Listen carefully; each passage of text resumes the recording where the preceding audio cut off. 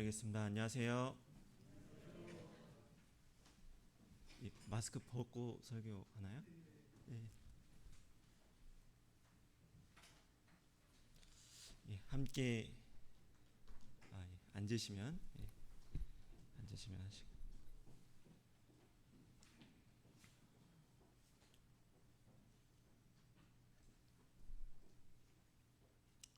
함께 기도하겠습니다.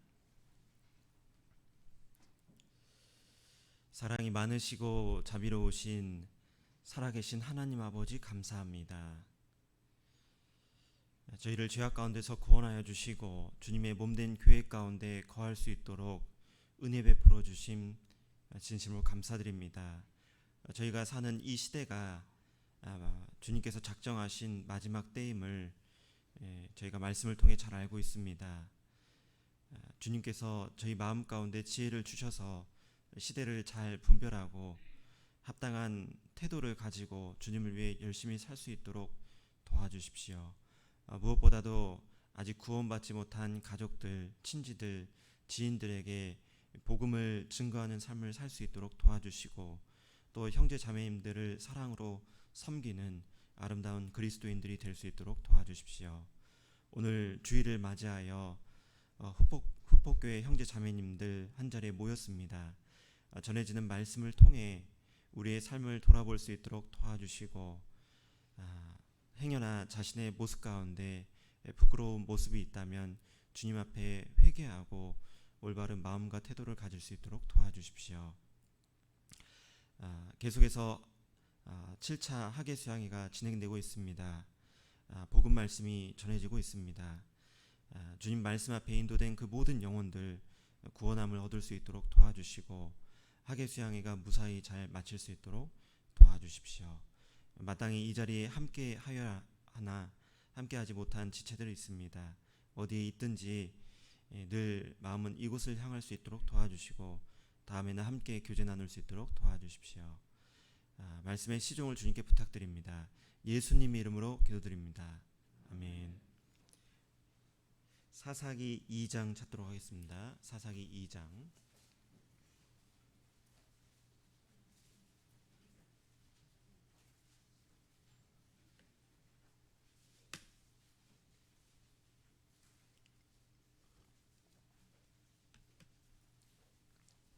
사사기 2장 구약 362쪽입니다. 구약 362쪽 사사기 2장 10절 사사기 2장 10절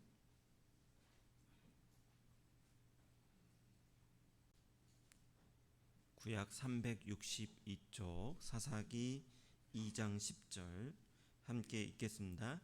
그 세대 사람도 다 그 열조에게로 돌아갔고 그 후에 일어난 다른 세대는 여호와를 알지 못하며 여호와께서 이스라엘을 위하여 행하신 일도 알지 못하였더라. 오늘은 사사기 6장과 7장에 소개되어 있는 기드온과 300용사에 대해서 함께 말씀을 살펴보고자 합니다. 그런데 배경이 되는 말씀을 좀 설명드리기 위해서 2장 10절부터 시작하도록 하겠습니다. 여러분들이 잘 아시다시피 이스라엘 백성들이 400년간 종살이를 했습니다. 하나님께서 모세를 보내셔서 그들을 이집트에서 인도해 내셨고 그리고 홍해 바다를 건너서 광야에서 40년간 나그네 생활을 했습니다.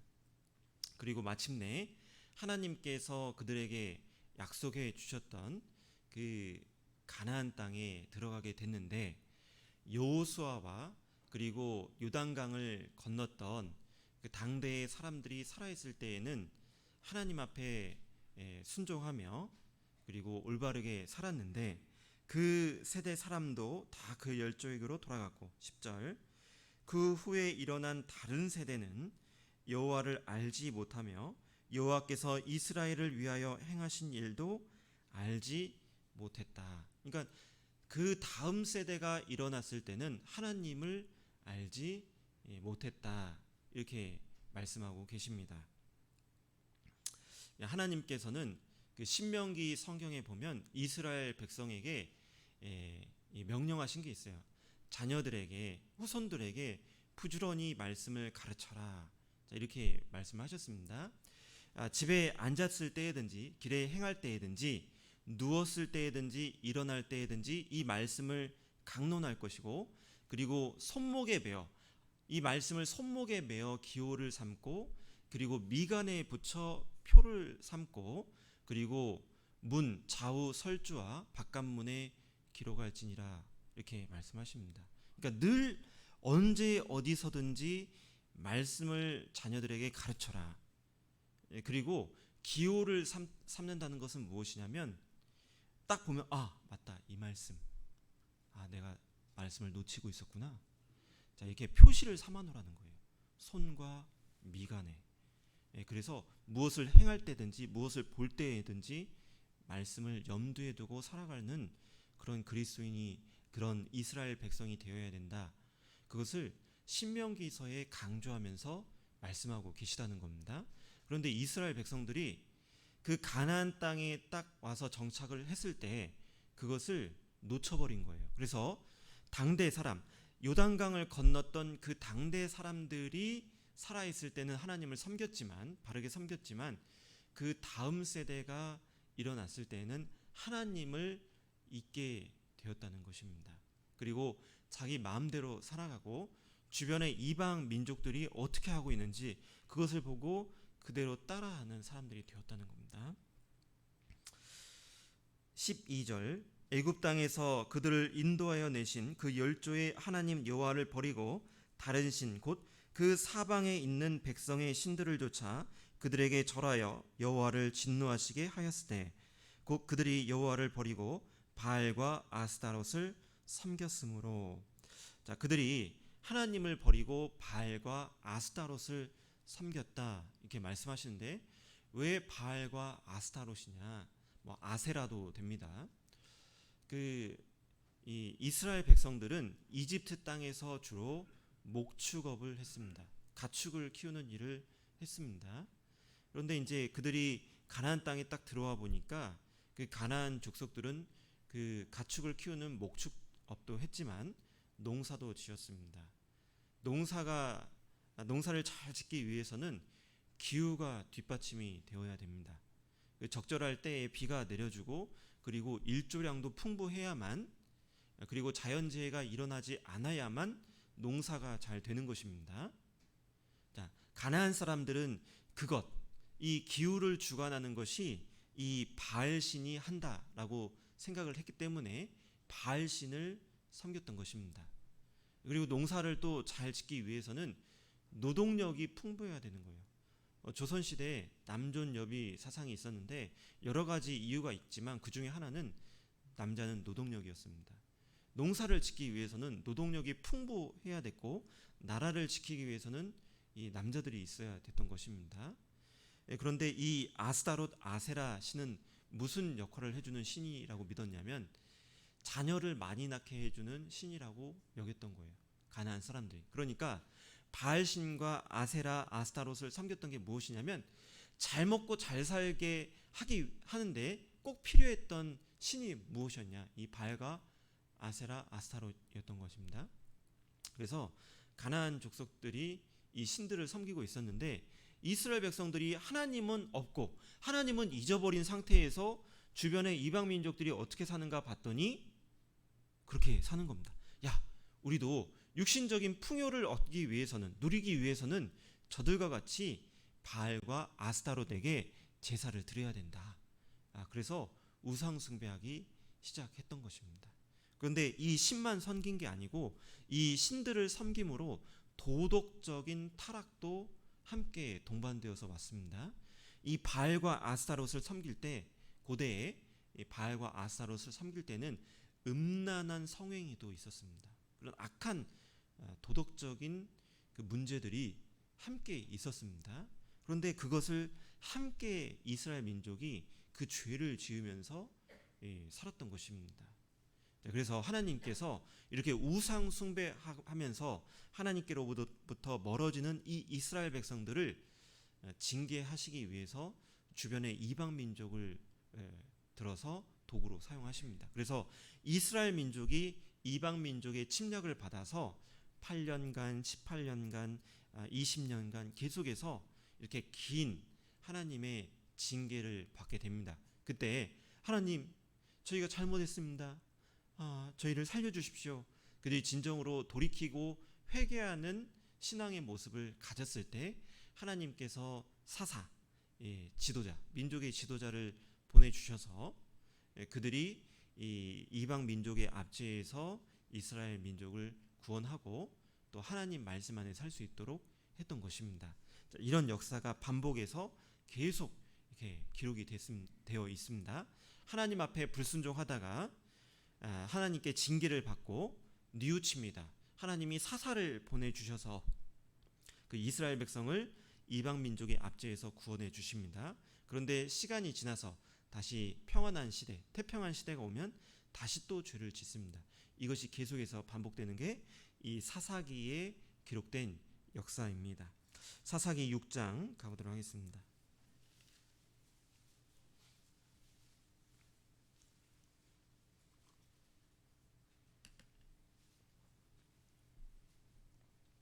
사사기 6장 1절,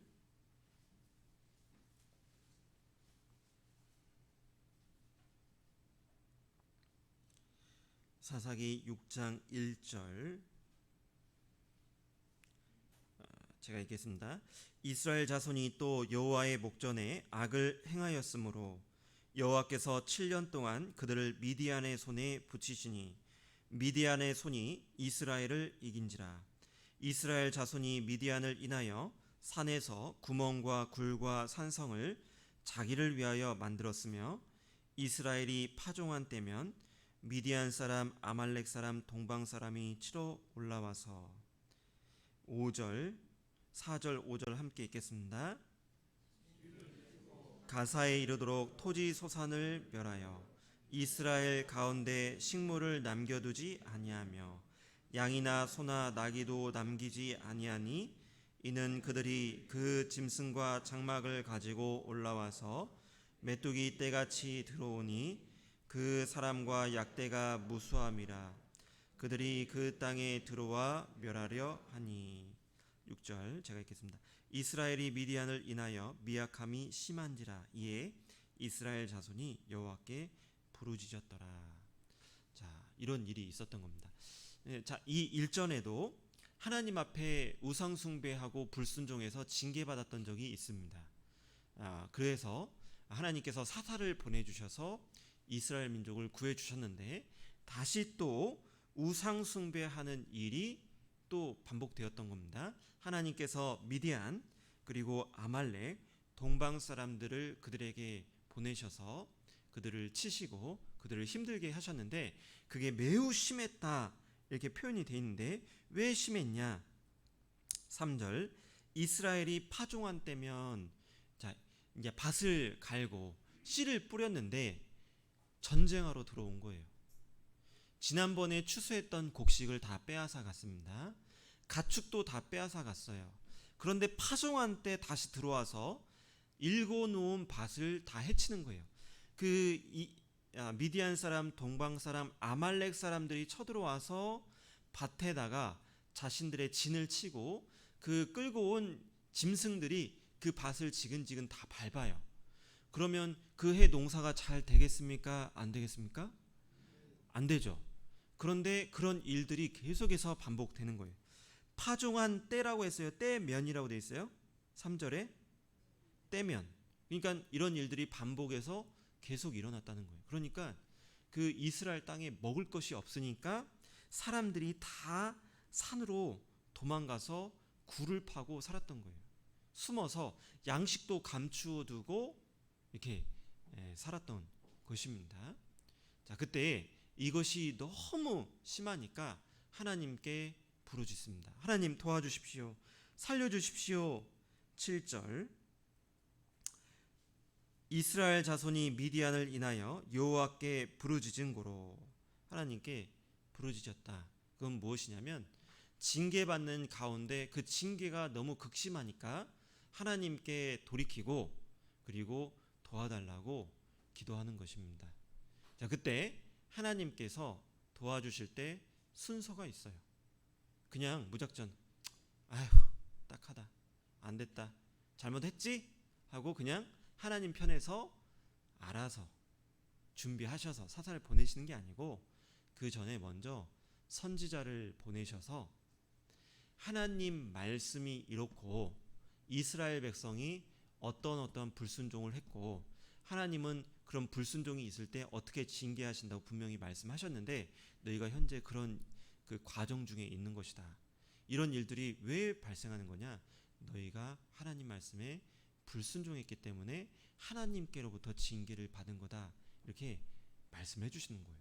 그냥 무작정 하나님께서 그 사사를 보내서 건져주시면 이게 왜 이런 일이 있는지 몰라요.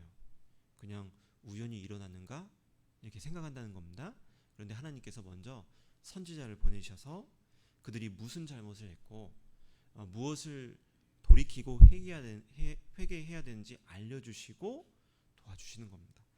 자, 8절 여호와께서 이스라엘 자손에게 한 선지자를 보내사 그들에게 이르되 이스라엘 하나님 여호와의 말씀에 내가 너희를 애굽에서 인도하여 내며 너희를 그 종되었던 집에서 나오게 하여.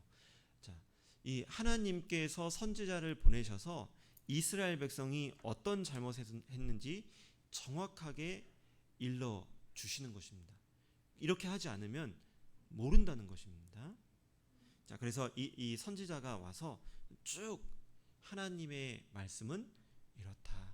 그리고 너희가 불순종했다. 그래서 10절까지 이야기를 하는 부분이 나옵니다.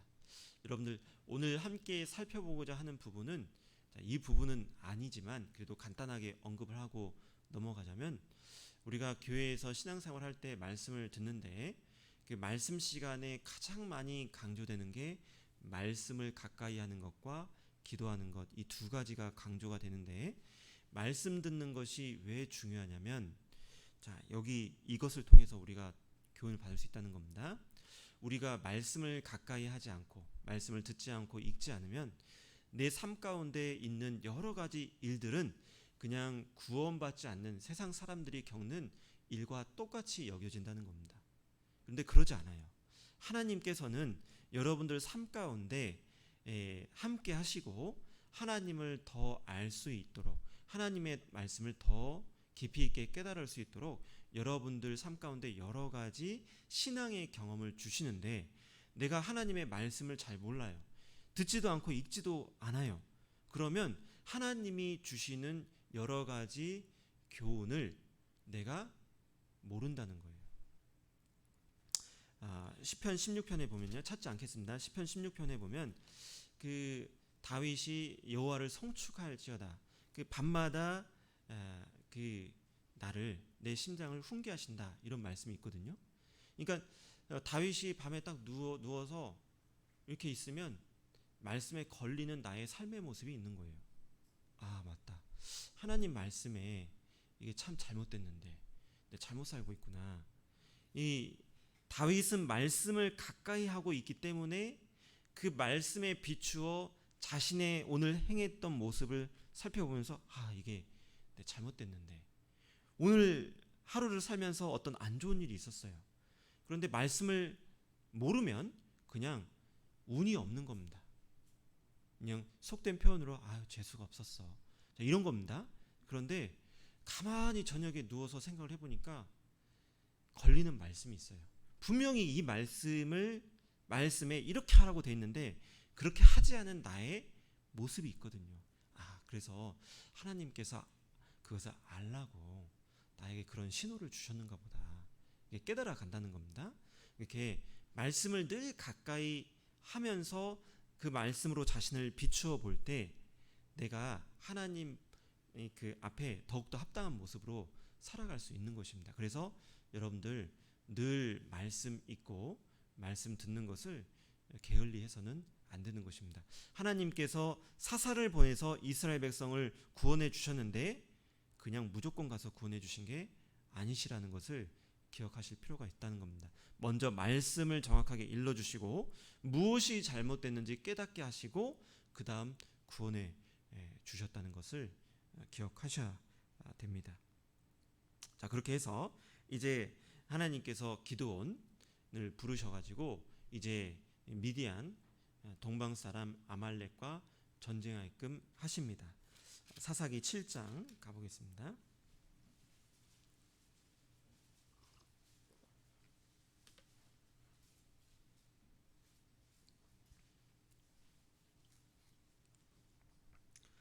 사사기 7장 1절 2절 함께 읽겠습니다.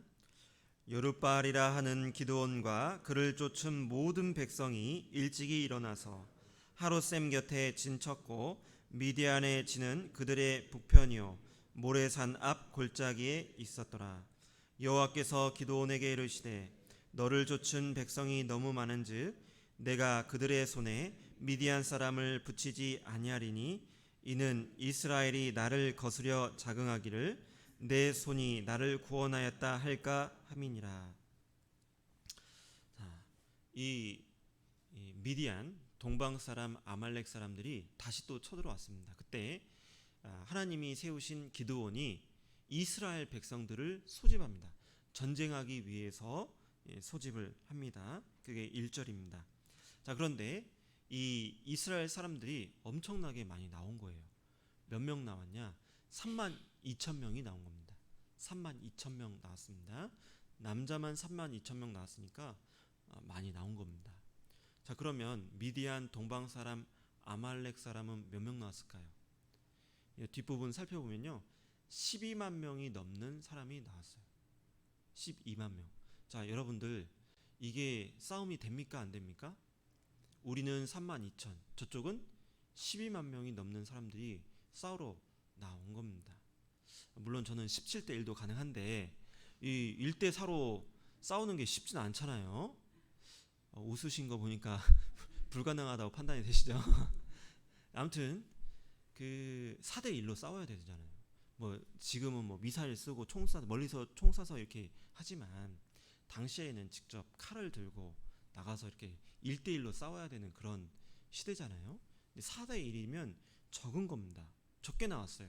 그런데 하나님께서 여기 2절 후반부에 보면 이는 이스라엘이 나를 거스려 자긍하기를 내 손이 나를 구원하였다 할까 함이니라. 너무 많다. 왜 그러냐? 하나님은 이 전쟁에서 이스라엘 백성이 승리하게끔 해주시기 위해서 부르셨거든요. 반드시 승리합니다. 그런데 이스라엘이 나름 많이 나왔어요. 그러니까 저쪽이 많긴 하지만 우리가 힘을 합쳐서 열심히 싸우면 우리가 나중에 전쟁이 이겼을 때 우리가 많이 나와서 힘을 합해서 싸우니까 우리가 이긴 거야. 이렇게 교만한 마음을 가질까 염려가 된다. 하나님께서 그렇게 여기신 겁니다. 너무 많아서 이제 돌아갈 사람들을 이렇게 이야기하십니다. 3절 이제 너는 백성의 귀에 고하여 이르기를 누구든지 두려워서 떠는 자여든 길라산에서 떠나 돌아가라 하라 하시니 이에 돌아간 백성이 2만 2천 명이요 남은 자가 1만 명이었더라. 자, 그래서 하나님께서 이 사람들 너무 많다. 돌아가라. 어떤 사람들 돌아가냐? 무서워서 두려워서 벌벌 떠는 사람들은 돌아가라 해서 2만 2천 명이 돌아가고 1만 명이 남게 됩니다. 약 3분의 2 정도가 두려워서 벌벌벌 떨고 있었던 거예요. 여러분들 왜 무서웠을까요? 왜 무서웠을까요? 이 전쟁이라는 게 실수 그런 게 바로 생명과 직결되어 있거든요. 그러니까 이거는 실전입니다. 진짜로 맞닥뜨리고 싸워서 내가 칼을 맞으면 죽을 수 있는 거예요. 그리고 칼을 잘못 맞았다. 그러면 평생 장애를 안고 불편하게 힘들게 살아갈 수 있는 것입니다. 행여나 내가 전쟁터에서 죽었다. 그러면 나의 아내, 나의 자식, 집에서 함께 봉양하고 있는 부모님, 어떻게 되는 거예요? 정말 앞이 캄캄해지는 것입니다. 그러니까 걱정이 될 수밖에 없어요. 딸린 식구가 많고 해야 될 일이 많을수록 그 전쟁터에서 목숨을 걸고 싸운다는 게 쉬운 문제는 아니라는 것입니다. 이게 당연히 긴장되고 떨리죠. 여러분들 어디가 아파요. 그래서 전신마취하는 수술을 해야 된대요. 그러면 그 수술실에 들어갈 때에 긴장이 됩니까? 안 됩니까? 되죠.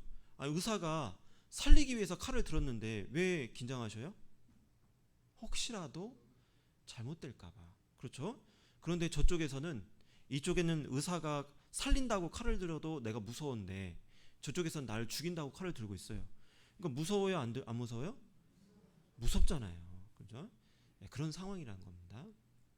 근데 하나님께서 이번 전쟁은 승리하게끔 하기 위해서 부르신 거라는 거예요. 무조건 승리하는 거예요. 그건 결정이 돼 있는 거예요. 그런데도 와서 무서워하고 있는 사람은 하나님 역사에 합당한 사람이 아니라는 겁니다. 그런데 이런 일들은 지금도 동일하게 벌어지고 있습니다. 하나님께서는 우리를 통해서 승리하는 삶, 그것을 주시기 위해서 여러분들과 함께 하십니다. 그런데 나는 늘 무서워서, 두려워서, 여러 염려와 근심, 걱정 가운데 있을 때가 많이 있다는 것입니다. 두려워서 벌벌 떨고 있어요. 그러면 하나님은 나를 통해서 큰 역사를 이루실 수 없다는 것입니다. 자, 예를 들어볼게요. 여기 중학생이 있나요? 중학생이 있나요? 중학생, 고등학생, 중고등학생, 지금 피곤해서 쓰러지기 직전입니다. 이 중고등학교 때는 두렵고 무서운 일이 있을까요? 없을까요? 애들이 뭘 그러는데요. 중고등학생 나름 그 주님을 위해서 열심히 살려고 하잖아요. 그럼 걱정되는 일이 있다는 겁니다. 저는 이제 어렸을 때부터 이제 교회에 있었는데요. 중학생이 되니까 그 교회 학교에 가니까 그 학교 가가지고 하루를 시작하기 전에 성경 말씀을 한 장 읽어라. 그렇게 이제 가르쳐 주신 거예요. 그래서 성경책을 조그만한 이게 손바닥만한 거, 그리고 이 옆에 테두리에 빨강색으로 했던, 여러분들 옛날에 봤던 그 성경책 있잖아요. 손바닥만 해가지고 이게 옆은 빨강색으로, 옆면이 빨강색으로 색칠된 그 성경책 그 딱 들고 학교에 갔거든요. 중학교 3학년 때. 근데 그 성경책을 꺼내려고 하니까 무서운 거예요. 누가 무서워요? 애들이. 야, 너 뭐하냐? 이럴까봐 무서운 거예요. 그리고 학교에서 이제 급식을 먹잖아요. 기도를 하는 게 마땅해요. 알아요. 그런데 식판을 딱 받아가지고 기도를 하려고 하니까 갑자기 무서운 거예요. 누가요? 애들의 따가운 시선이 무서운 겁니다. 기도를 딱 했어요. 근데 갑자기 기도는 안 되고 등에서 땀만 흘러요. 그리고 눈 떠요. 왜요? 이게 중고등학생이 뭐가 신앙생활 하는데 두렵고 걱정되는 일이 있냐. 나름의 그 두려운 문제, 걱정이 되는 문제가 있다는 겁니다. 대학생이 돼도 마찬가지예요. 대학생이 되면요, 교회 안에서 봉사할 여러 가지 일들이 생깁니다. 그리고 내가 대학교 다니면서 취직 준비도 해야 돼요. 그런데 늘 바쁩니다. 대학교에서 뭐 수업 들으면서 레포트도 많고 시험도 많고, 근데 교회에 와서 여러 가지 함께 봉사하잖아요. 그러면 늘 시간에 쫓겨요. 그러면 세상에 있는 친구들보다 늘 뒤처지는 그런 느낌을 받거든요. 그러면 초조해지고 조급해지는 마음이 듭니다. 저는 이제 교사로 봉사를 했는데, 그 교사 봉사하고 대학부 임원으로 뭐 봉사하고 막 하다 보니까 학교에 수업 끝나면 뭐 교회 일하고 뭐 이렇게 여러 가지 행사 준비하고 하면요, 늘 집에 11시 12시 들어가는 거예요. 그러니까 늘 바빠요. 정신없이 돌아가요. 그럼 시험 기간이 딱 되면요, 이 시험 기간에 공부해야 될 양은 많은데 그동안 바쁘게 이것저것 하다 보니까 부족한 게 항상 있거든요. 그럼 벼락치기를 막 해야 되는 거예요. 양은 많고 벼락치기 해야 되고 근다고 해서 논 거는 아닌데 그러니까 늘 이렇게 압박감이 심하고 그리고 그런 게 이렇게 계속 되다 보면 두렵고 긴장이 됩니다. 꼭 이렇게 제가 대학교를 다녀보면 꼭 시험 기간에 대전도 집회가 꼭 껴있거나요. 권역별 교사 수련회 껴있거나 막 꼭 그래요. 그러면 2중고, 3중고입니다. 그래가지고 아이들이 일요일에 시험 공부 다 하고 집에 이제 다 가는데 이제 저는 이제 그때 그 컵라면과 김밥 사고 이제 도서관 올라가는 거예요. 그때 오늘 저녁, 오늘 새벽을 어떻게 내가 잘 버틸 수 있을까 걱정하면서 막 이렇게 올라갑니다. 그런 일들이 계속 되는 거예요. 취직하면 끝이라고 했는데 직장 생활도 연속입니다. 그 신앙 생활을 잘 하기 위해서는 늘 상사와 직장에서 내가 해야 될 일들과 교회 안에서 내가 해야 될 여러 가지 일들 가운데서 그 중심 잡기가 쉽지가 않아요. 이번 학예 수양에 있잖아요. 자, 휴가를 잡으세요. 휴가를 다 잡았는데 선배들이 후폭교회에 이렇게 학예 수양의 기간에 선배들 다 휴가 간다고 다 잡은 거예요. 근데 신참인 내가 똑같이 저도 그 기간에 교회 수양회가 있어가지고 그 휴가 좀 잡겠습니다. 이렇게 하는 게 쉬운 게 아니라는 거죠. 저것 봐라 개념 없는 놈이네. 당연히 선배들 다 잡았으면 딴 데 피해서 잡아야지. 이런 일들이 있는 거예요. 결혼하면 지금까지 있었던 여러 가지 신앙의 갈등보다 더 커졌으면 커졌지 줄어들지는 않는다는 거죠. 전도해야 될 식구들도 늘어나고 그리고 이제는 이 가정 살림을 운영하는 것 이거는 실전입니다. 그전에는 부모님이 주시는 것 내가 혼자 살 때는 월급 받은 거 그거 막 이렇게 대충 해도 가정이 돌아갔는데 경제 상황이 이게 마이너스가 안 되고 돌아갔는데 이제 가정을 꾸리면 뭔가 이렇게 삐그덕 몇 번 하면 바로 마이너스잖아요. 아버지 어머님 도와주세요 이럴 수 없는 거잖아요. 근데 이 헌금도 이렇게 제대로 못 하고 있고 막 그러면 마음속에 여러 가지 눌림이 있는 겁니다. 너의 온전한 11조를 창고에 들여 나의 집에 양식이 있게 하고 그것으로 나를 시험하여 내가 하늘 문을 열고 너에게 복을 쌓을 것이 없도록 붙지 아니하나 보라. 이런 말씀이 있잖아요. 그런데 내가 11조를 못 하고 있어요. 그럼 양심에 계속 눌림이 있고 11조를 하려고 보니까 당장 마이너스예요.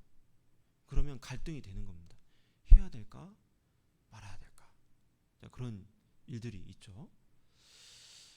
수입이 200만 원이에요. 그런데 11조 지출이 200만 원이에요. 겨우 마치고 있는데 11조를 하려고 하니까 지출이 220이에요. 그러면 우리 집 다음 달 마이너스 20만 원입니다. 그럼 11조를 하는 게 선뜻 이렇게 손이 가요 안 가요? 어렵잖아요. 가족들 한 명 조심해. 누구 하나 삐끗 잘못하면 마이너스야. 이런 상황인데 11조 하기가 쉽지 않잖아요. 또 전도할 때 가족들과 계속 부딪힘이 있어요.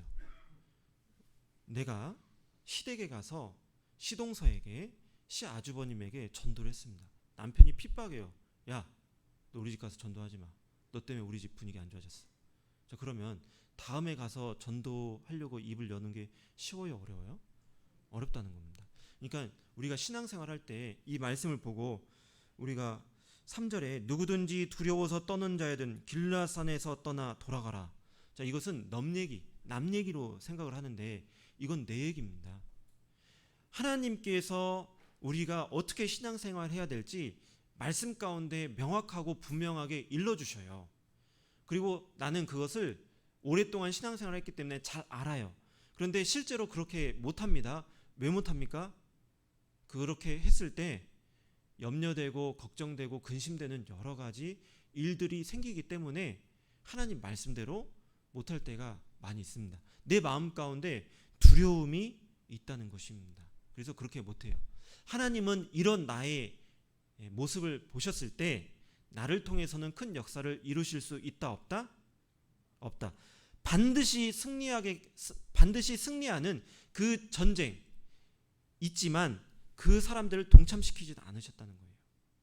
하나님이 반드시 그리스도인들을 통해서 결국에 승리하시는 그 역사를 이루시는데 내가 계속 두려워하는 마음, 염려와 근심 가운데 있으면서 뒷걸음질 치고 있으면 하나님은 나를 통해서 큰 역사를 이루실 수 없다는 것입니다. 두려워하는 사람들 돌아갔다는 것입니다. 여기 줄 끼시고요. 마태복음 14장 가보도록 하겠습니다.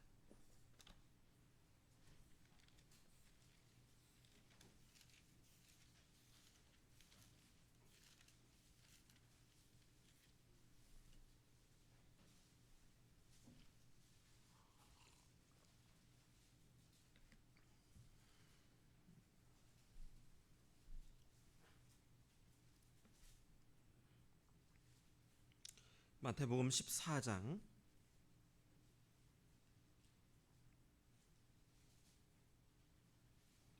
24절, 마태복음 14장 24절, 신약 24쪽입니다. 신약 24쪽, 마태복음 14장 24절 함께 읽겠습니다.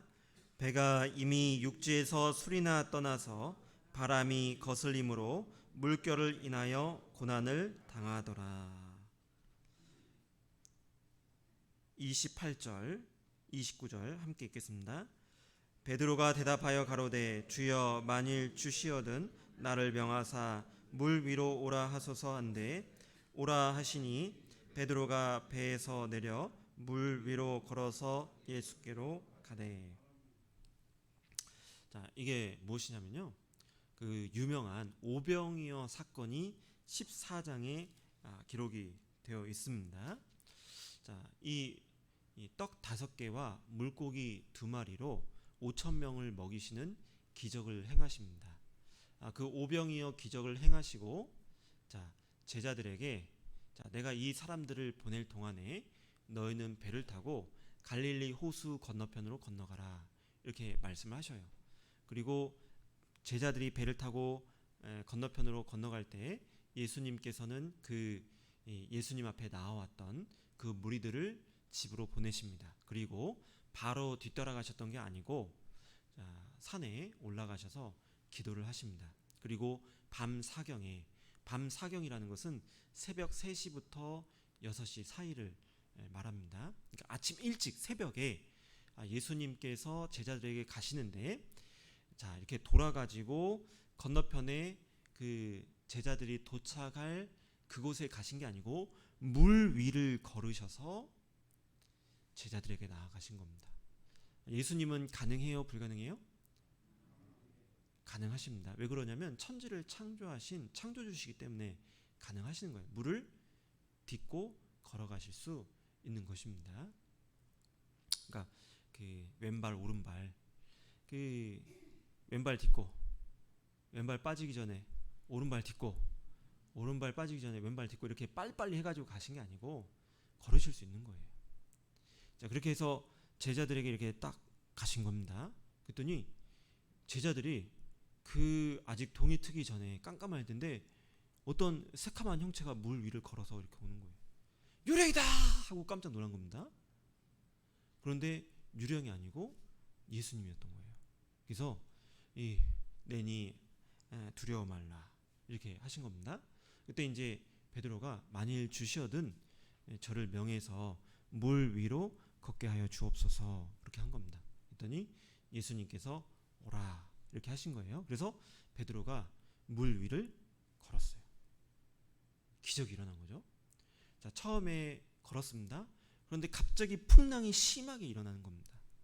풍랑이 심하게 이니까 바람도 세게 불고 파도도 크게 일고 하니까 무서웠던 거예요.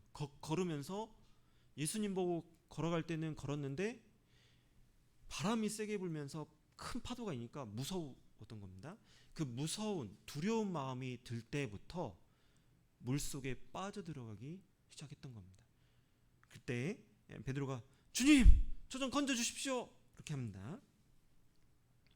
30절 바람을 보고 무서워 빠져가는지라 소리질러 가로되 주여 나를 구원하소서, 이렇게 예수님께 요청합니다. 자, 무서워서 어떻게 했다? 빠져 들어갔다. 그러니까 두려운 마음, 무서운 마음이 있을 때 물속에 빠져들어가기 시작했다는 겁니다. 그 전까지는 안 빠졌는데요. 자, 그때 이 예수님께서 베드로를 건져 주셔요. 건져 주시고, 자, 베드로에게 왜 무서워했냐 이렇게 말씀하지 않으시고 뭐라고 말씀하시냐. 그 다음을 보겠습니다. 31절 함께 읽겠습니다. 예수께서 즉시 손을 내밀어 저를 붙잡으시며 가라사대 믿음이 적은 자여 왜 의심하였느냐 하시고. 자, 예수님이 건져 주실 때 두려워서 물속에 빠져갔던 그 베드로에게 왜 무서워했냐 이렇게 말씀 안 하시고 믿음이 적은 자여 이렇게 하시는 겁니다. 왜 무서워해요?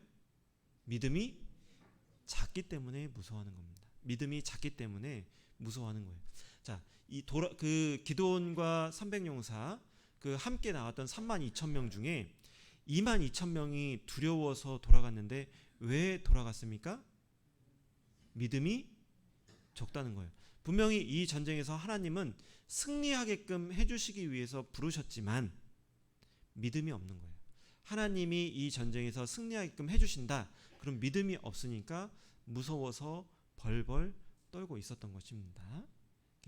믿음이 큰 사람이 되어야 되는 것입니다. 자, 첫 번째, 우리는 믿음이 있고 믿음이 큰 사람이 되어야 된다. 장성한 믿음을 가진 사람이 되어야 된다는 것입니다. 그런데 여기에서 이제 믿음을 잠깐 생각을 해볼 때 여러분들 이렇게 구분을 잘 하셔야 되는데, 그 지금 설명드린 믿음은 구원받고 난 다음에 신앙생활하면서 우리가 가져야 될 믿음이라는 겁니다. 구원받을 때 갖는 믿음 말고 구원받은 이후에 갖는 믿음을 말하는 겁니다. 유다서에 보면 성도에게 단번에 주신 믿음의 도 이렇게 표현되어 있습니다. 그러니까 우리가 구원받을 때 가졌던 그 믿음은 이미 그 하나님께서 계획하시고 그리고 예수님께서 십자가 위에서 완벽하게 이루신 것, 그것을 믿는 것입니다. 그것은 우리가 성경 말씀을 통해 쭉 살펴보면 단번에 믿음을 다 가질 수 있어요. 아, 내 죄가 예수님의 피로 영원히 사해졌구나, 용서되었구나.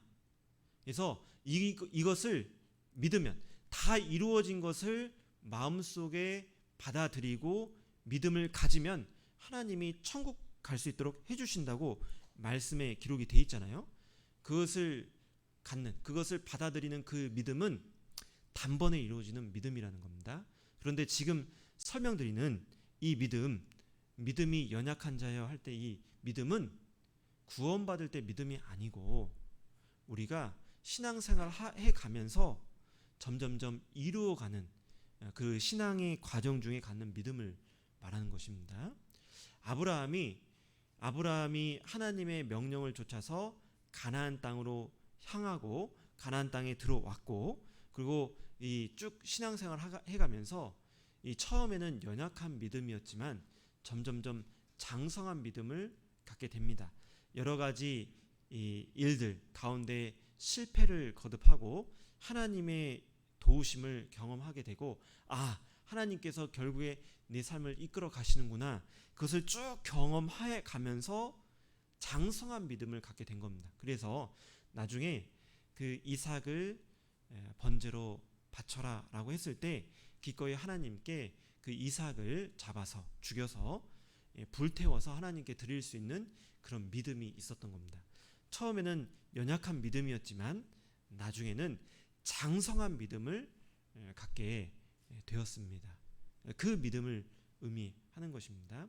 우리가 신앙생활 할 때에 점점점 장성해가는 그런 믿음을 가져야 된다는 것입니다. 이것을 한 말씀으로 정리를 해보면 바로 이런 것입니다. 로마서 1장 17절 찾도록 하겠습니다.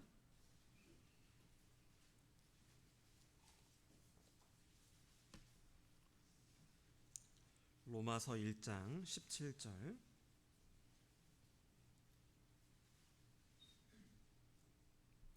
로마서 1장 17절. 로마서 1장 17절 함께 읽겠습니다. 복음에는 하나님의 의가 나타나서 믿음으로 믿음에 이르게 하나니 기록된 바 오직 의는 믿음으로 말미암아 살리라 함과 같으니라. 복음에는 하나님의 의가 나타나서 믿음으로 믿음에 이르게 한다. 첫 번째 믿음은 구원받을 때 우리가 가졌던 믿음이고요. 두 번째 믿음은 우리가 신앙생활을 해가면서 이루어가는 믿음을 의미합니다. 그러니까 이것은요, 구원 안 받은 사람들이 읽으면 절대로 의미를 몰라요. 이거는요. 야, 믿음은 첫 번째 믿음은 뭐고 두 번째 믿음은 뭐냐? 그 믿음이 믿음에 이르게 한다. 이게 무슨 의미냐? 이것은 암호예요. 암호. 성경을 잘 모르는 사람, 그리고 구원받지 않은 사람은 절대로 이거 깨닫지 못합니다. 자, 하나님의 의가 나타나, 복음에는 하나님의 의가 나타나서 믿음으로 믿음에 이르게 한다. 내가 구원받고 정말 그 하나님을 내 주로 받아들인 그 사람들은 이제 하나님의 말씀을 믿고 하나씩 나아갈 수 있는 겁니다.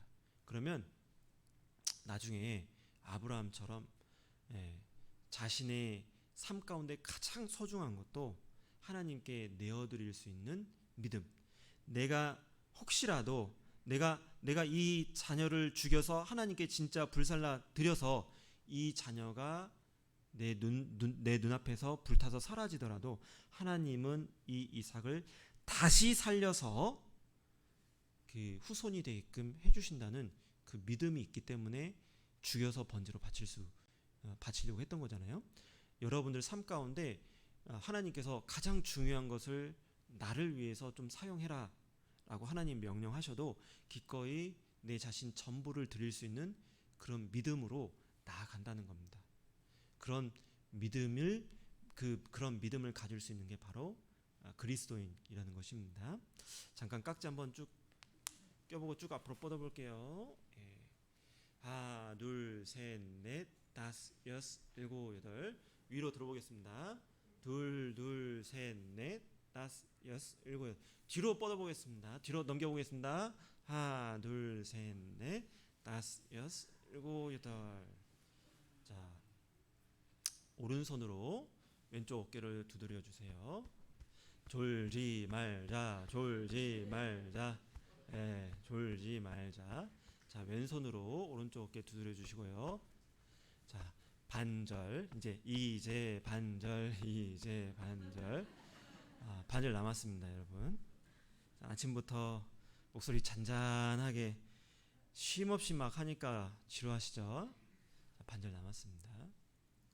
이 믿음이 아주 중요하다는 것입니다. 신앙생활 할 때 이 믿음이 성장해가는 그런 분들이 되셔야 됩니다. 자, 이 하나님이 이루어 주시는 것에 대해 믿음이 없었던, 믿음이 연약했던 안타까운 사람이 있습니다. 누구냐면 미갈입니다. 미갈이 누구죠? 미갈, 다윗의 첫 번째 아내. 다윗의 첫 번째 아내가 미갈이죠. 자, 미갈은 다윗이 왕이 될 것을 알았을까요? 몰랐을까요? 성경 어디에 나올까요? 성경에 안 나와요. 성경에 미갈은 다윗이 왕이 될 걸 알았다, 그런 말씀은 안 나와요. 그런데 알았을 가능성이 아주 높다는 겁니다. 저는 그냥 성경에 나와 있는 여러 정황을 봤을 때 미갈은 반드시 알았다라고 판단이 되는데, 그 근거를 어디서 보냐? 이 사무엘상 23장에 보면요, 요나단이 다윗을 몰래 만나는 장면이 나와요. 사울은 그렇게 다윗을 잡으려고 했는데 못 잡았잖아요. 근데 요나단은 다윗을 조용히 가서 만나고 옵니다. 그때 요나단이 다윗에게 네가 왕이 되고 나는 그 다음이 될 것을 우리 아버지도 안다. 너 낭망하지 말고 힘있게 살아라. 이렇게 용기를 북돋아 줍니다. 자, 그러면 요나단은 다윗이 왕이 될 것을 알았어요, 몰랐어요? 알았어요. 요나단 가서 자기 입으로 얘기합니다. 난 네가 왕이 될 걸 안다. 우리 아버지도 이 사실을 안다. 자, 그리고 24장에 보면요, 다윗이 사울을 살려주거든요. 사울이 다윗이 자기를 살려줬는지도 알지도 못하고 갈 때 다윗이 사울을 불러요. 당신이 오늘 내 손에 죽을 수도 있었지만 내가 하나님의 기름 부음 받은 자를 죽일 수 없어서 당신을 살려줍니다 합니다. 자, 그러니까 사울이 자, 내 아들 다윗아 그러면서 나는 네가 왕이 될 걸 안다. 네가 만약에 왕이 되거든 내 후손을 죽이지 말아다오 부탁을 해요. 그러니까 당시에는 왕이 되면 그 전에 그 왕의 전임 왕의 가족들을 몰살시키고 그리고 그때 전임 왕 밑에서 권력을 누렸던 사람들을 다 처단을 하잖아요. 자, 그런데 이 사울이 다윗에게 부탁해요. 네가 만약에 왕이 되면 내 자녀들, 내 후손들을 죽이지 말아다오 부탁을 합니다. 그게 뭐예요? 왕이 될 걸 알았다는 거예요? 몰랐다는 거예요? 알았다는 거. 그러면 미갈의 아버지도 다윗이 왕이 될 걸 알았고 자기의 큰오빠도 다윗이 왕이 될 걸 알았어요. 그럼 미갈, 첫 번째 아내였던 이 미갈은 몰랐겠느냐? 알았을 가능성이 아주 높다는 겁니다. 어쩌면 그 다윗과 결혼 생활을 했던 시기가 있었기 때문에 같이 결혼 생활을 했던 때가 있었기 때문에 다윗을 통해서 직접 들었을 수 있다. 선지자 사무엘이 나에게 왕이 될 것을 이야기하고 기름 부었다. 그것을 직접 들었을 수도 있는 게 바로 이 미갈이라는 겁니다. 자, 그러면 자, 다윗이 사울에게 쫓겨서 도망갔을 때 따라가야 됩니까? 안 따라가야 됩니까? 따라가야 돼요. 왜? 자기 남편이니까요. 그리고 다윗을 죽이려고 자기 남편을 죽이려고 하는 사람이 누구예요? 자기의 친정 아버지잖아요. 그러니까 미안해서라도 따라가야 되고 자기 남편이니까 따라가야 돼요. 근데 따라가지 않았다는 것입니다. 뭐가 그렇게 무섭고 두려웠을까요? 이 미갈은요 공주로 태어났어요. 그러니까 손에 진짜 물 한 방울 안 묻혀본 그런 삶을 산 겁니다. 편안하게 공주로 산 거예요. 고운 채색 옷 입고 그렇게 살아갔던 겁니다. 그런데 당장 다윗을 따라 나가려고 보니까 들에서 산에서 텐트 치고 살아야 되는 거예요. 야, 캠핑 가고 좋겠다. 캠핑도 하루 이틀이죠. 그 10년 넘게 해보면 그건 나그네 삶이잖아요. 그죠? 그러니까 나가가지고 다윗과 함께 살면서 남편 빨래하고 밥하고 설거지하고 애 낳고 지금 애들을 왜 안 낳아요? 현대 그 신세대들이 왜 안 낳아요? 애 키우기 힘드니까. 그죠? 그런데 그 다 갖춰진 집에서도 애 키우려고 하는데 힘들잖아요. 근데 산에서 들에서 애 낳고 그 애 키우려고 하면 얼마나 힘들겠어요. 그 똥기저귀 빨려면 얼마나 그 물 찾아가지고 얼마나 힘들겠어요. 하루에 똥기저귀가 10개 가까이 나오는데 어떻게 그걸 다 하냐 이거예요. 그러니까 미갈이 남편을 따라가야 돼요. 그런데 육신적으로 자기가 넘어야 될 산이 크고 높은 거예요. 갈 수 없는 거예요. 그러면 어찌해야 됩니까? 가만히 궁궐에서 버티고 있으면 되잖아요. 그렇죠? 그런데 나가버린 거예요. 시집을 또 아버지가 또 시집 보내니까 또 시집 가서 다른 남자와 함께 또 살았던 것입니다. 참 안타까워요. 그 자기가 육신적으로 두렵고 떨리고 염려되는 여러 가지 일들이 있더라도 따라갔다 한다면 처음에는 진짜 힘들었을 거예요. 그런데 그것도 잠깐이라는 거예요. 여러분들 군대 입대할 때 막 여러 가지 이야기를 들어요. 군대 가면 어떻게 된다. 막상 실제로 군대 가면 힘들어요. 그런데 석 달, 6달, 1년 있다 보면 적응이 됩니까? 안 됩니까? 적응이 다 되잖아요. 그래서 나중에 진짜 군바리가 돼서 충성하고 나오는 거잖아요. 그렇죠? 처음에 애 낳을 때는 막 걱정이 되잖아요. 어떻게 애를 낳을까? 어떻게 키울까? 막 하는데 막 진짜로 애를 낳을 때는 처음은 힘들어요. 그렇죠? 목도 제대로 못 가누는 그 애를 막 이렇게 씻기고 막 힘들어요. 그런데 적응이 되잖아요. 둘, 셋, 심지어 넷도 낳잖아요. 그렇죠? 그러니까 적응이 돼요. 처음에 진짜 막 힘들어서 이렇게 어떻게 할 줄을 모르겠지만 나중에 가면 적응이 됩니다. 그러니까 미갈도 처음에 가면 힘들었을 거예요. 분명히. 자기 너무 편안한 삶을 살았기 때문에. 그런데 딱 시간이 가면 적응이 되고 그 가운데 또 하나님이 주시는 은혜를 깨달아 가는 겁니다. 그리고 한 나라의 왕비로서 갖추어야 될 인격을 갖추고 자질을 갖추어 나가는 겁니다. 그 과정을 통해서. 그런데 육신적인 걱정, 두려움, 염려 딱 그 앞에서 앞으로 나아가지 않으니까 결국에는 다른 곳으로 시집가는 그런 일들이 생겨버리는 겁니다. 나중에 다윗이 미갈을 찾죠. 갔습니다. 다윗을 만나요. 자, 어떻게 만났을까요? 자, 미갈이 이제 불러요. 미갈, 그대가 왔는가? 그럼 미갈이 어땠을까요?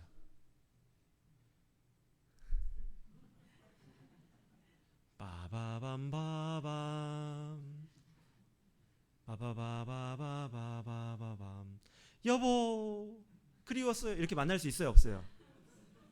없어요. 이게 부끄러운 겁니다. 그 다윗 앞에 섰을 때 초라한 거예요. 자신의 모습이. 그리고 부끄러운 거예요. 그죠? 그러니까 그 우리가 계속해서 두려워하고 염려하고 근심 걱정 속에서 하나님 말씀대로 하지 못하고 머뭇거리다가 세상에 좋은 것, 내가 원하는 것 쫓아서 살다가 언제가 주님을 딱 만나잖아요. 그렇게 된다는 거예요. 미갈처럼. 아이고야 부끄러워서 어떻게 하지? 초라한 겁니다. 그 앞에는 그 다윗 앞에는 분명히 다윗이 힘들고 어려울 때 함께했던 그 아내들이 있고 그리고 신하들이 옆에 쫙 있는데 미갈 그대가 왔는가 할 때 부끄럽게 그 앞에 나아가는 것입니다. 여러분들 우리가 신앙생활 할 때 우리가 어떤 삶을 살아가야 되는지는 명확합니다. 분명합니다. 자, 그런데 자꾸 저는요 육신적으로 이게 좀 안 돼가지고요 이것만 해결되면 하겠습니다. 그러면요 미갈처럼 나아가는 겁니다. 그것을 뛰어넘고 가야 되는 것입니다. 그러면 처음에는 힘들어요. 그렇지만 결국에는 다 적응이 되고 할 수 있다는 것입니다. 그 제가 초등학교 5학년 때요. 저는 전주교회 다녔거든요. 근데 제가 초등학교 5학년 때 전주교회가 제가 알기로는 전국 최초로 아는데 그때 이제 교회당을 건축을 했어요. 그때 이제 교회당이 너무 적어가지고 그 교회당을 건축을 하는데 그때 저희 어머니가 식당 봉사하러 가셨거든요. 식당에 이제 식사 봉사하러 가시는데 식사 준비 봉사 가시는데 토요일이었는데 전 가기 싫은 거예요.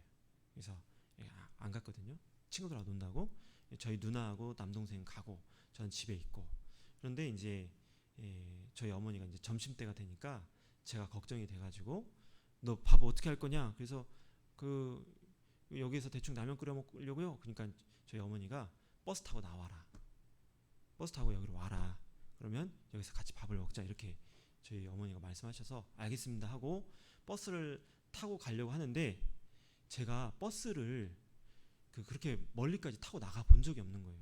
그러니까 저희 그때 당시 제가 살고 있던 집에서 그 공사 현장까지 1시간이거든요. 중간에 한번 갈아타야 돼요.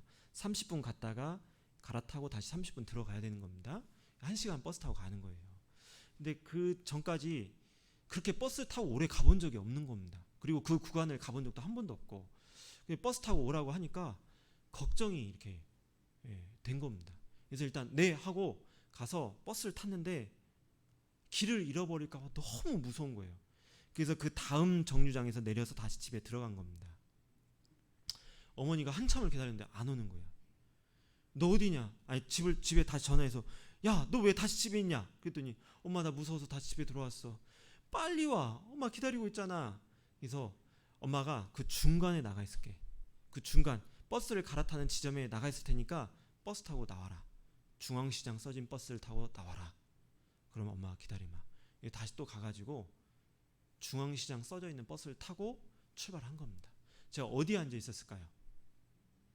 예? 노선표 아래 이번 정류장은 어디입니다. 다음 정류장은 어디입니다. 그러면 거꾸로 1, 2, 3, 4, 5, 6, 7, 8 해가지고 몇 번 남았다.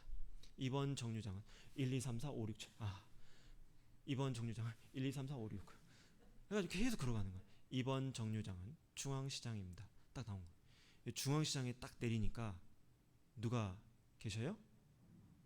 저희 어머니가 딱 계신 거예요. 가가지고 꾸사리 먹는다고 하잖아요. 꾸사리 엄청 먹으면서 점심 먹었습니다. 자, 근데 여러분들 이게 믿음이 성장해 가는 게 마치 이와 같다는 겁니다. 하나님 말씀에 분명히 이게 명확해요. 근데 그렇게 가려고 하니까 그렇게 해본 적이 없거든요. 그러니까 무섭고 두려워서 떨려요. 처음에는 순종을 해보려고 하다가 무서워서 그냥 그 말씀 순종하는 거에서 돌이켜가지고 원래 살던 대로 살아갑니다. 버스에서 내린 거죠. 근데 다시 한번 또 말씀 시간에 그 말씀을 또 들어요. 다시 또 타봐야지. 버스를 다시 또 탑니다. 그죠?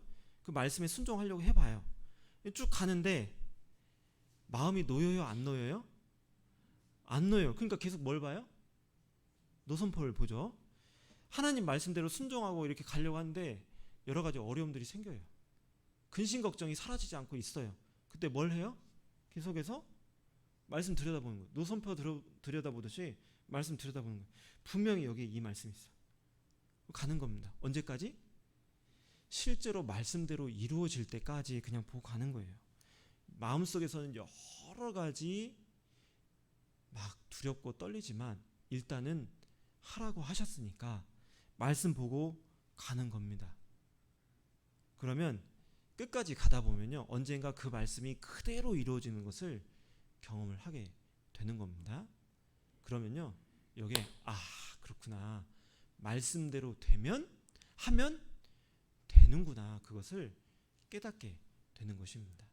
여러분들, 이게 하나, 둘, 셋 이렇게 늘어나잖아요. 그러면 담대함이 딱 올라와요. 하나님 말씀대로 딱 행할 때 두렵고 떨림보다는 담대함이 딱 생겨요. 왜? 하나님이 자기 삶 가운데 말씀 그대로 이루어 주시는 것을 경험했기 때문에 이게 신앙의 경험입니다. 신앙의 경험. 그래서 여러분들이 신앙생활할 때 아주 중요하다는 겁니다. 믿음이 성장해 가는 것, 장성한 믿음을 갖는 것이 아주 중요한데, 그때 이렇게 장성한 믿음을 갖기 위해서는 일단 말씀에 순종하고 가는 겁니다. 그러면 여러 가지 염려와 근심 걱정은 마음속에 올라오지만 계속해서 말씀 들여다보면서 순종해 나아가는 것입니다. 때가 되면 그 순종한 말씀대로 내 삶 가운데 하나님께서 역사하시는 것을 보게 돼요. 그러면 그게 하나, 두 개 있어야 된다는 겁니다. 그런데 아직도 내 삶 가운데 하나, 두 개 그런 신앙의 경험, 순종해 가면서 그 말씀대로 내 삶 가운데 이루어진 것을 경험을 안 해보잖아요. 그러면 계속 어린 신앙을 가지고 살아가는 겁니다. 미갈과 같은 삶을 살게 된다는 것입니다. 그래서 말씀에 순종하고 끝까지 가다 보면 주님의 역사를 보게 된다는 것입니다. 그러면 장성한 믿음을 갖게 되는 거예요. 아브라함의 신앙이 어떻게 그렇게 성장하게 된 겁니다. 성장하게 된 거예요. 똑같은 겁니다. 똑같은 거. 하나님 말씀대로 하라고 해보니까 하나님 말씀대로 이루어지는 겁니다. 그러니까 믿음이 점점점 성장해 가는 겁니다. 자, 여러분들 이런 설교 듣는다고 해서 갑자기 믿음이 생겨요? 안 생겨요? 안 생겨요. 그게 문제죠. 마가복음 9장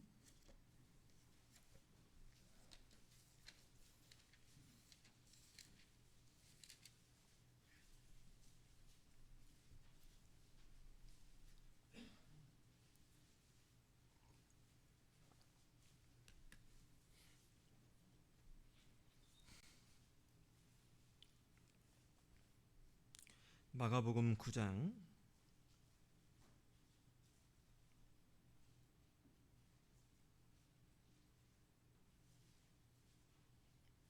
마가복음 9장 22절 신약 69쪽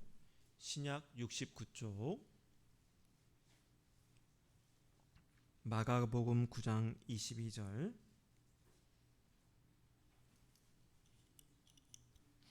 함께 읽겠습니다. 귀신이 저를 죽이려고 불과 물에 자주 던졌나이다. 그러나 무엇을 하실 수 있거든 우리를 불쌍히 여기사 도와주옵소서.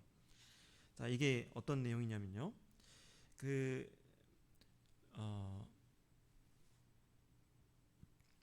예수님께서 야고보와 요한을 따로 산에 데리고 올라가셔서 그 변화된 모습을 한번 보여주십니다. 그리고 내려오는데 그 내려왔을 때 어떤 일이 있었냐면 한 귀신 들린 아이가 있었는데 그 아이를 이 제자들 앞에 데려와서 이게 고쳐달라, 귀신을 내쫓아달라, 자 이렇게 한 겁니다. 그런데 제자들이 못 고친 거예요. 이제 그때 왜 못 고치냐 이런 실랑이가 있을 때 그 예수님께서 내려오신 겁니다. 그래서 무슨 일이냐 하니까 여차여차해서 여차여차 이런 일들이 있었습니다 하고 그 이제 귀신 들린 아이의 아버지가 그 아이를 데리고 이렇게 오는데 다시 또 그 귀신이 이 아이를 경기를 일으키게 해가지고 쓰러지고 막 이렇게 하는 겁니다. 자, 그래서 이제 이 아이의 아버지가 이렇게 이야기하는 거예요. 예수님, 무엇을 하실 수 있으면 우리를 좀 불쌍히 여겨주십시오. 무엇을 하실 수 있으면 좀 해주십시오. 자, 이렇게 한 거예요. 그랬더니 예수님께서 이 아이의 아버지를 질책을 하셔요. 23절 예수께서 이르시되 할 수 있거든이 무슨 말이냐 믿는 자에게는 능치 못할 일이 없느니라. 이렇게 하셔요. 할 수 있거든이 지금 무슨 말이냐, 믿는 자에게는 능치 못할 일이 없다. 그러니까 믿음을 가지고 행하는 사람들에게는 능치 못할 일이 없는 건데 할 수 있거든 좀 도와주십시오. 그게 무슨 말이냐 질책을 하시는 거예요. 그랬더니 이 아이의 아버지가 믿습니다, 믿나이다 그렇게 대답을 해요. 근데 믿음이 갑자기 생기는 거예요, 안 생기는 거예요? 안 생기는 거죠. 저의 믿음 없음을 좀 도와주십시오. 24절 함께 읽겠습니다. 그 아이의 아비가 소리를 질러 가로되 내가 믿나이다, 나의 믿음 없는 것을 도와주소서 하더라. 제가 믿습니다. 믿음이 있으면 능치 못할 일이 없다. 믿음이 있으면 네 아이가 나음을 받을 것이다. 믿습니다. 믿음이 있으면 그렇게 된다고 하니까 믿습니다 하는데 믿음이 있어요, 없어요? 없어요. 저의 믿음 없는 것을 좀 도와주십시오. 자, 그렇게 하는 겁니다. 자, 여러분들 하나님 말씀대로 내가 살고 싶어요. 그런데 두려움과 염려, 근심 걱정이 막 올라와요. 그 당장 내가 넘어야 될 산이 있어요. 어렵죠. 안 돼요. 그때 하나님, 제가 이렇게 하려고 하는데요, 저 좀 도와주십시오. 주님 말씀이 내 삶 가운데 그대로 이루어지는 것을 제가 볼 수 있도록 저를 좀 도와주십시오. 제가 순종해 나아가겠습니다. 저를 좀 도와주십시오. 그게 필요하다는 겁니다. 이제 두려움에서 시작해서 결국에 그는 믿음 문제인데 순종하고 말씀에 순종하고 기도하면서 나아가자. 자, 이런 맥락이었습니다. 다시 본문 돌아가 보겠습니다. 본문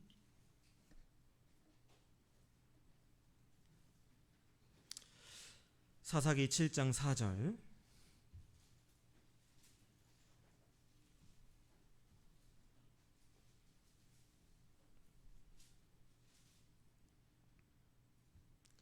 사사기 7장 4절 함께 읽겠습니다.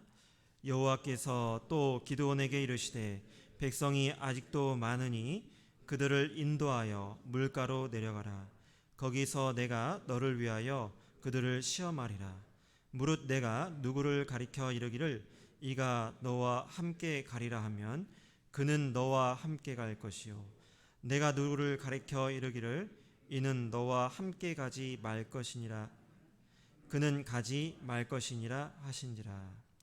자, 이제 10,000명이 남았습니다. 22,000명 돌아가고 10,000명이 남았는데, 자, 하나님께서는 아직도 많다 말씀하십니다. 그래서 물가로 그들을 데리고 가서 그들을 시험해라.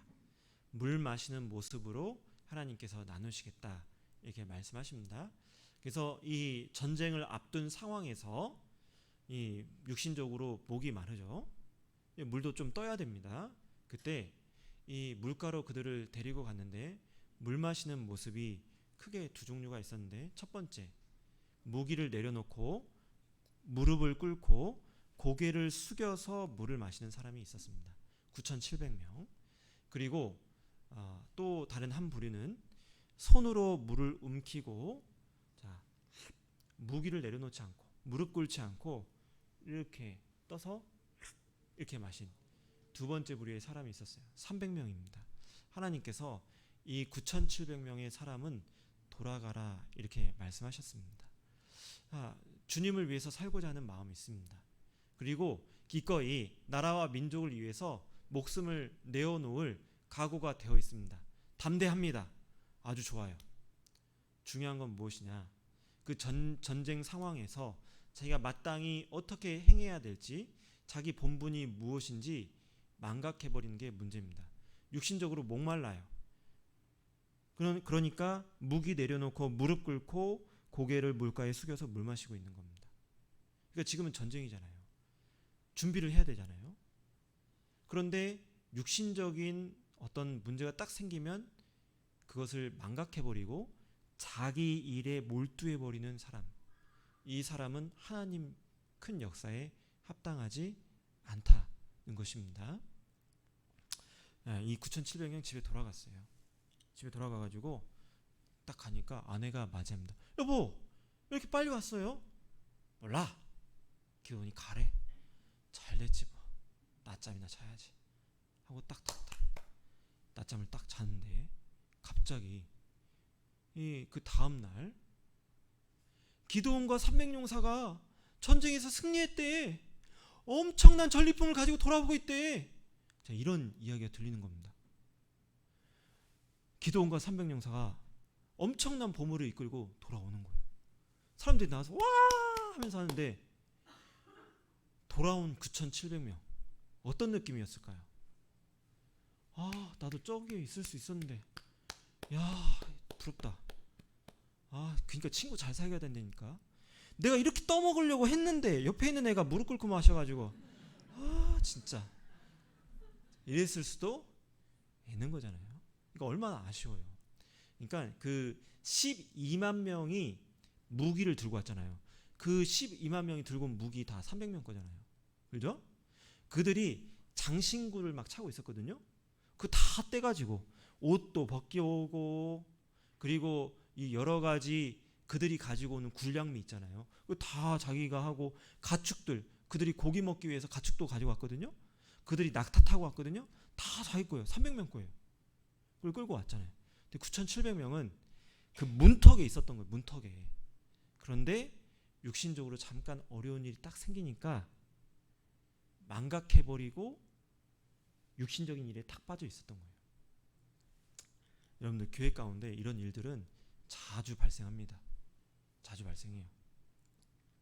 그 학계 성경 보도록 할게요. 학계 스가랴 말라기, 그러죠. 학계 구약 1310조.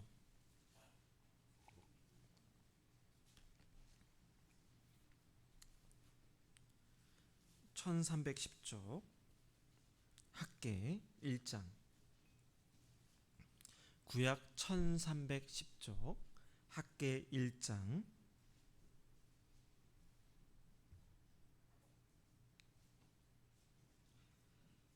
학계 1장 구약 1310조 학계 1장 1절 2절.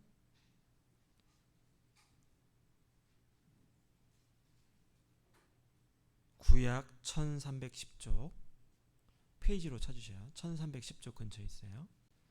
1310조 학계 1장 1절 2절 함께 읽겠습니다. 다리오 왕 2년 6월 곧 그 달 초 하루에 여호와의 말씀이 선지자 학계로 말미암아 스알디엘의 아들 유다 총독 스룹바벨과 여호사닥의 아들 대제사장 여호수아에게 임하니라. 가라사대 만군의 여호와가 말하여 이르노라. 이 백성이 말하기를 여호와의 전을 건축할 시기가 이르지 아니하였다 하니라. 자, 이 이스라엘 백성들이 바벨론에 70년간 포로 생활을 하고 있었는데, 자, 페르시아에 의해서, 메데와 바사에 의해서 멸망을 합니다.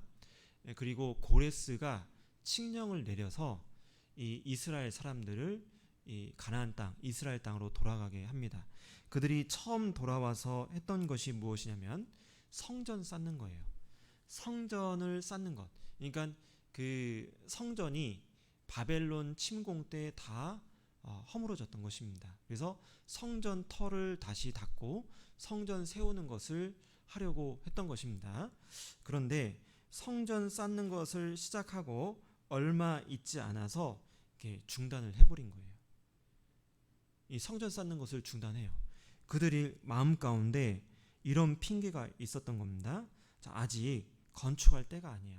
왜 그러냐면 이 이스라엘 백성들이 성전을 쌓는다고 하니까 주변의 여러 이방 민족들이 이것을 방해했던 것입니다.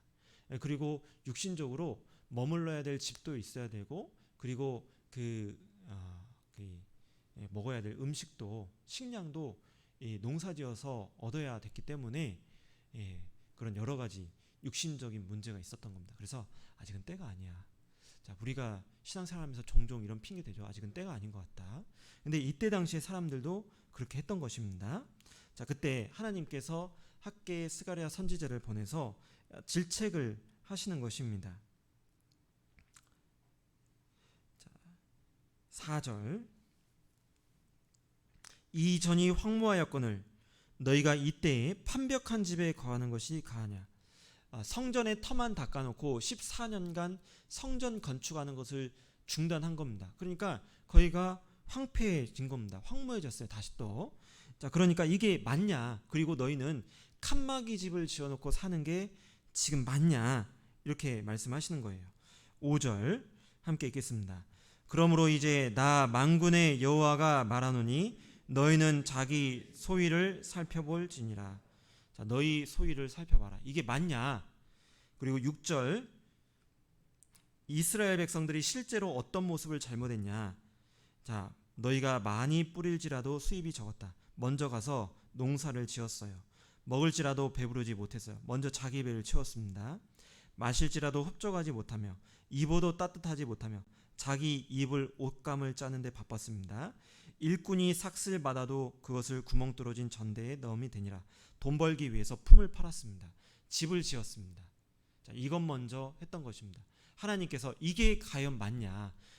너희가 나를 섬기기 위해서 건축하겠다고 하는 성전이 터만 있고 중단돼서 저렇게 황무하게 되어 있는 것, 그게 가하냐? 그리고 너희는 각기 너희 살 길에 바빠가지고 그렇게 살아가는 게 맞냐? 내가 그래서 너희가 하는 일에 축복하지 않았다. 자, 뿌릴지라도 6절 많이 뿌릴지라도 수입이 적었다. 먹을지라도 배부르지 못했다. 입어도 따뜻하지 못했다. 돈을 벌었지만 구멍 뚫어진 주머니에 넣는 것과 똑같았다. 돈이 여기저기서 줄줄 샜다. 자, 그렇게 표현을 하시는 것입니다. 하나님이 축복하지 않으시니까 제자리 걸음하고 있었던 겁니다. 자, 그래서 다시 이야기하십니다. 7절 함께 읽겠습니다. 나 만군의 여호와가 말하노니 너희는 자기의 소위를 살펴볼지니라. 자, 이게 맞냐? 너희는 산에 올라가서 나무를 가져다가 전을 건축하라. 그리하면 내가 그로 인하여 기뻐하고 또 영광을 얻으리라. 나 여호와가 말하였느니라. 성전 건축 다시 시작해라 명령을 하시는 겁니다. 자, 여러분들, 우리가 신앙생활 할 때요, 정말 주님을 위해서 전도하고 교회 안에서 형제자매님들 섬기고 교회가 하나 되는데 내 자신을 온전히 내어드려야 되는데, 여러 가지 육신적인 일에 바빠서 하나님의 일을 등한히 하는 분들이 상당히 많아요. 그것은 어느 교회를 가든지 마찬가지예요. 왜? 당장 눈앞에 주어진 나의 일은 그 현실적인 거거든요. 당장 피부에 와닿는 그런 여러 가지 일들이고 내가 부딪혀야 될 문제거든요. 그런데 전도하는 것, 형제자매님들 섬기는 것, 교회 하나 다니는데 내가 가서 봉사하고 희생하는 것, 이것은 당장 안 해도 크게 눈에 띄는 건 아니라는 거예요. 그러니까 당장 급한 일 먼저 하고 있다는 겁니다. 여러분들, 그것은 합당한 모습이 아니라는 것입니다. 전쟁터에서 전쟁이 곧 벌어지는데 육신적인 일이 있다고 물가에서 무릎 꿇고 고개를 숙여서 물 마시고 있으면 하나님께 크게 쓰임 받지 못한다는 것입니다. 그리고 결국에 나중에 남들이, 다른 사람들이 영광 속에서 하나님 앞에 나올 때 나는 그 곁에서 박수치는 사람밖에 안 된다는 겁니다. 여러분들, 내가 현재 정말 주님을 위해서 열심히 살아가고 있는가? 마지막 때라고 하는데 돌아볼 필요가 있는 것입니다. 지금 시대는요, 진짜 마지막 때입니다. 1999년에 긴장했어요. 2000년이 안 올까봐. 그런데 2000년이 왔고, 그리고 2022년을 살아가고 있습니다. 제가 어렸을 적에 만화 속에 원더키드라는 만화가 있었는데, 그때 2020년에 우주에서 그 로버트 군단이 쳐들어와서 지구가 멸망하는 그런 만화였어요. 그 2020년이 안 올 거라고 생각했는데 2022년입니다. 여러분들, 한 사람에 의해서 전 세계 모든 사람들이 다스림을 받는다. 이거 가능한 시대입니다.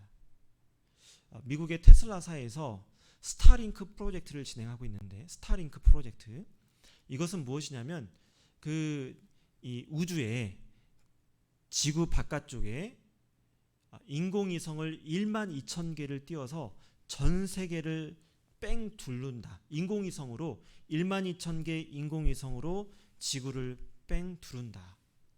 자, 그래서 어떻게 하냐? 전 세계를 하나의 통신망으로 묶는다. 그게 미국의 테슬라사에서 추진하고 있는 지금 현재 일입니다. 그래서 2,000개 넘는 인공위성이 쏘아 올려졌습니다. 여러분들, 밤하늘에 요즘 들어서 유독 반짝거리는 그 별들이 많이 있는 것 같아요. 그것은 별이 아니고 인공위성이에요. 인공위성. 그런데 그런 게 1만 2천 개를 뺑 두른다. 한 사람이 소유하고 있는 회사, 그 회사에서 띄어올린 하나의 전 세계를 엮는 통신망. 자, 나중에 그 통신망에 여러분들을 다 연결시킬 겁니다. 그래서 여러분들의 일거수일투족을 감시하는 그런 시대가 될 거예요. 이 스타링크 프로젝트를 2025년에 완성시킨다고 합니다. 여러분들, 마지막 때가 이렇게 바짝 다가왔어요. 그리고 지금 러시아하고 우크라이나 전쟁 안 끝나고 계속 지속되고 있죠. 러시아가 위기에 처하면 뭘 쏜다? 핵미사일을 쏜다. 자, 그런데 이번에 러시아가 우크라이나를 칠 때 어떤 국제적인 명분이 있었나요? 없었나요? 국제적인 명분이 없어요.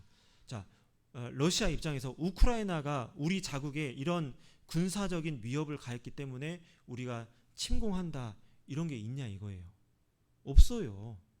그러니까 어떻게 보면요, 그 러시아의 자국의 이익을 위해서 우크라이나를 쳐들어간 거예요. 그런데 에스겔 38장에 보면요, 마지막에 러시아가 이스라엘을 치는데 재물을 약탈하기 위해서 침공한다, 이렇게 돼 있어요. 재물을 약탈하기 위해서, 자국의 이익을 위해서 쳐들어간다, 이렇게 돼 있다는 겁니다. 여러분들, 그 마지막 전쟁 또한 우리가 지금 그림자를 보고 있어요. 저렇게 이스라엘을 침략해 들어가겠구나, 그걸 보잖아요. 그런데 이때에 내가 무릎 꿇고 고개 숙이고 물 마시고 있으면 안 된다는 겁니다. 여러분들, 내가 지금 현재 무엇을 해야 되냐? 부지런히 이 전도를 해야 되는 겁니다. 아직 구원받지 못한 가족들이 있습니다. 전도하셔야 됩니다. 디모데후서 4장.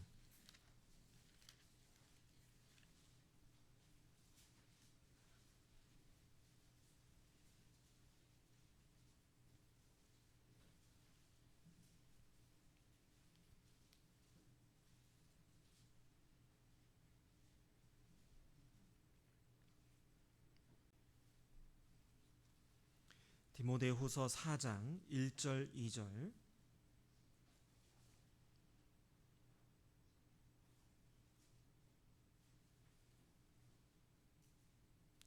함께 읽겠습니다. 하나님 앞과 산자와 죽은 자를 심판하실 그리스도 예수 앞에서 그의 나타나실 것과 그의 나라를 두고 엄히 명하노니 너는 말씀을 전파하라. 때를 얻든지 못 얻든지 항상 힘쓰라. 범사에 오래 참음과 가르침으로 경책하며 경계하며 권하라. 자, 이것은 사도 바울이 이 순교를 앞두고 이제 임종을 앞두고 디모데에게 편지하는 것입니다. 그 마지막 서신 마지막 부분에 너는 말씀을 전파하라. 때를 얻든지 못 얻든지 항상 힘쓰라. 이렇게 말씀하고 있습니다. 아휴, 또 전도다. 또 전도 이야기한다. 아휴, 나 이번 주 진짜 힘들어서 뭔가 마음에 위로가 되는 말씀 듣고 싶어서 왔는데 맨날 전도냐. 이런 분들도 계시는데요.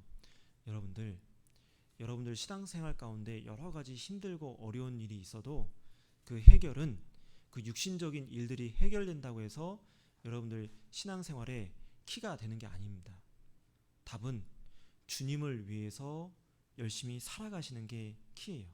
너희는 먼저 그의 나라와 그의 의를 구하라. 그 다음 뭐죠? 그리하면 이 모든 것을 너희에게 더하시리라. 여러분들 육신적으로 힘든 일 있잖아요.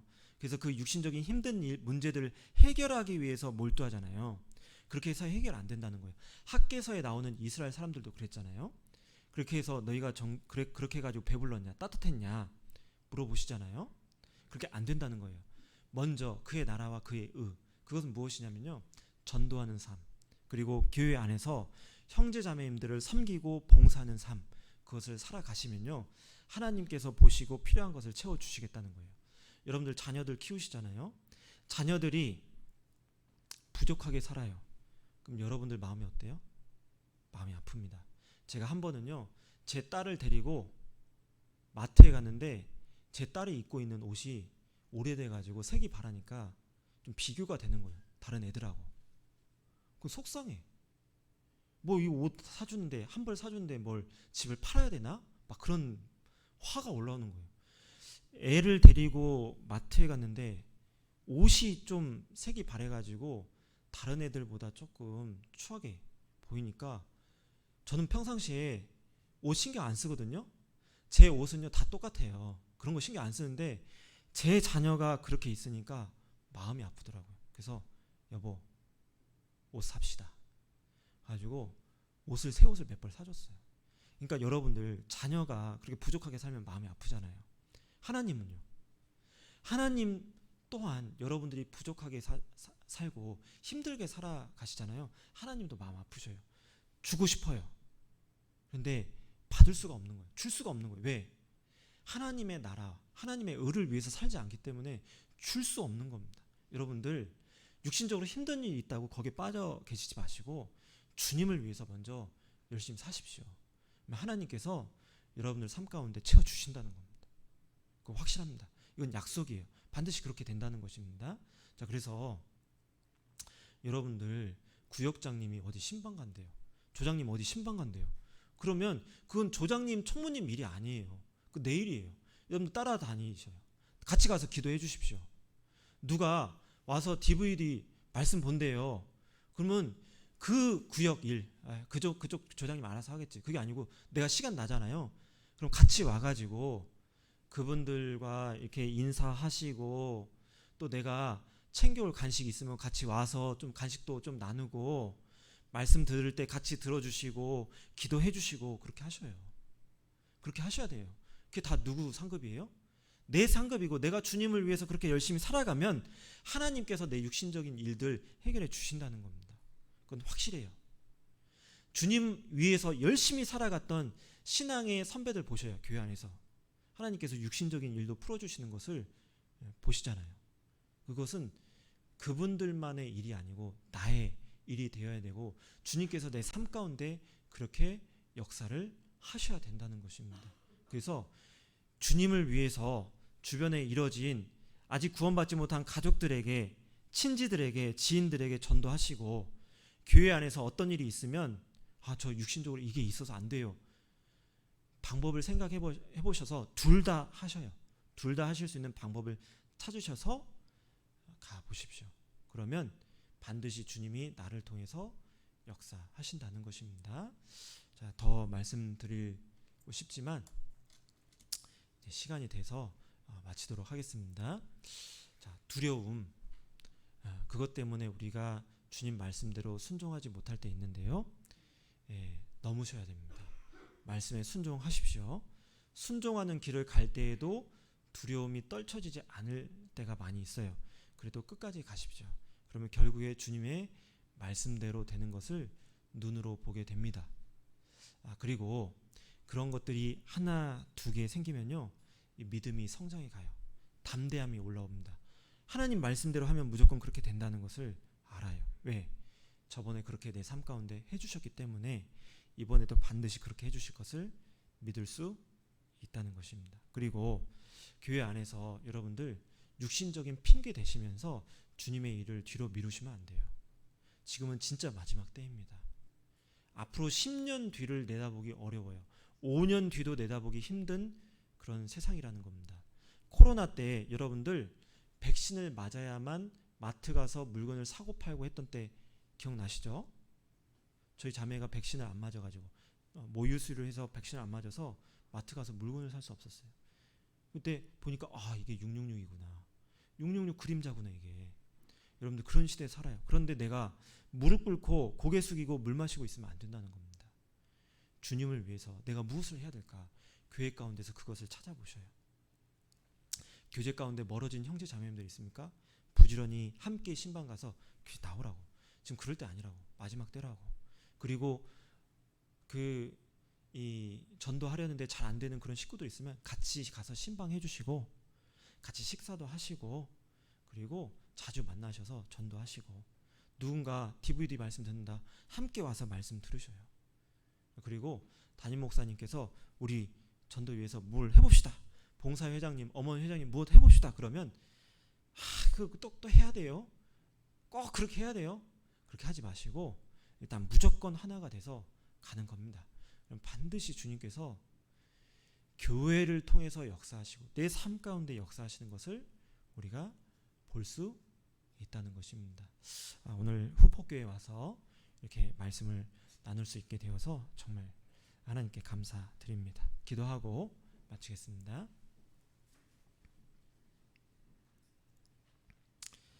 하나님 감사합니다.